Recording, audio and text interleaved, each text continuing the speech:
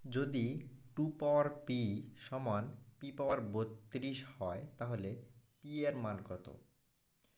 P এর মান বের করতে হলে এই ধরনের অঙ্ক সর্বপ্রথম আমাদেরকে আগে সংখ্যাগুলো একদিকে আর চলকগুলো একদিকে করতে হবে। তো সংখ্যাগুলো একদিকে করতে হলে এই পাওয়ার 32টে 2-র উপর পাওয়ার আনতে হবে, আর এই ছোটো পি পাওয়ারটা এই পির উপর দিতে হবে। তাহলে কোনো সংখ্যার পাওয়ার যদি মানে সমানের ওপাশ থেকে এপারে আনতে হলে তা বিপরীত হয়ে যায়। বিপরীত বলতে 32 আছে 1/32 হয়ে যাবে। তাহলে টু পাওয়ার 1/32 আর পি পাওয়ার 1/p।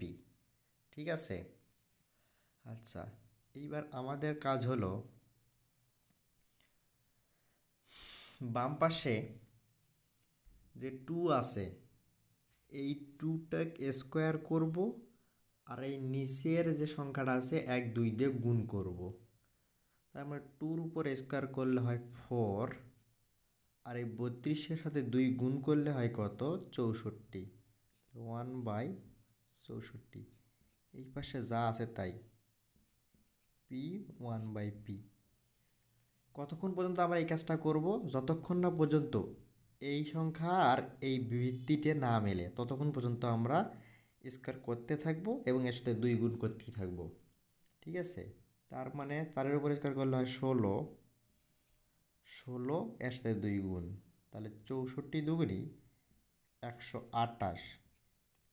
এই পাশে যা আছে তাই।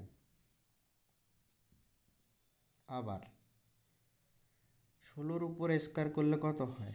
16 256, হ্যাঁ।